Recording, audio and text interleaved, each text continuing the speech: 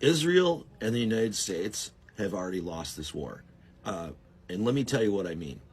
And I'm just going to be brutally fucking honest with you, all right? I don't mean to offend anybody, but I'm just going to be brutally fucking honest with you. Before this situation happened, my opinion of the Israel versus Palestine issue is that Israel was the good guys and everybody was trying to kill them. And they were surrounded by a bunch of Arab terrorists in all these different countries. And the people in Gaza and the West Bank were mostly terrorists, Muslim terrorists who just wanted to kill all the Jewish people, or they were protecting terrorists, one or the other, okay? That was my knowledge. That has what has been fed to me in the United States of America for the 54 years of my life.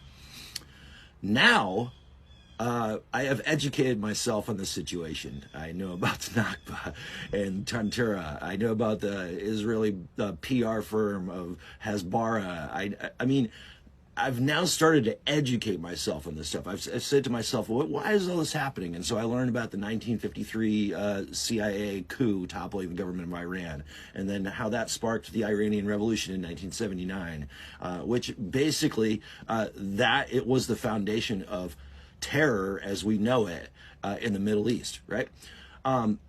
We've learned about all of these things, okay? And we've learned that the United States funds 16% of Israel's military budget. Israel, with their free health care for all, we give them billions and billions of dollars for bombs. We have learned so much in this conflict because the information is here in places like TikTok. And I hate to say this, but it's true. The only thing that is going to change this conflict is the horror of Western people like me right now that are seeing this and saying, holy fuck. But you have to understand something. We're just getting to this spot right now. And what we're seeing is that the Palestinian people have been undergoing this for 75 years. This is no different than anything else that they've gone through for 75 years. Entire generations. Okay? What's different about it this time? Westerners are finally speaking up. And unfortunately, that's the only thing the Palestinians can do to get their message out to the world, because the Zionist Israelis have they have a hold on the information networks and always have. That has now disappeared. And they're still trying desperately to frame the narrative on social media, but now people are seeing through it. Now we have things like TikTok where we can screenshot Israel's statements that they put out where they claim that they did bomb the hospital. And then we can see them delete them, and then we can see them come up with a new one that's, this is a video, and then we can prove that the video is fake, and then we can follow everything that's happening. All we got to do is open our eyes and start looking, okay? And so this is what's going to happen.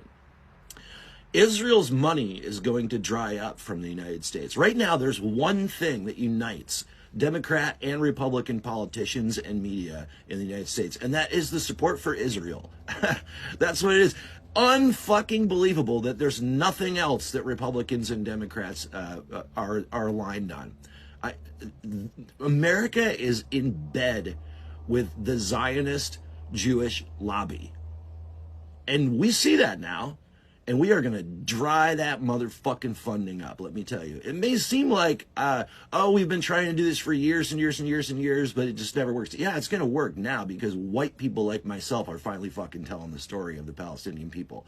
That's what's going to fucking happen. And it's gross. It's disgusting that that's what it takes.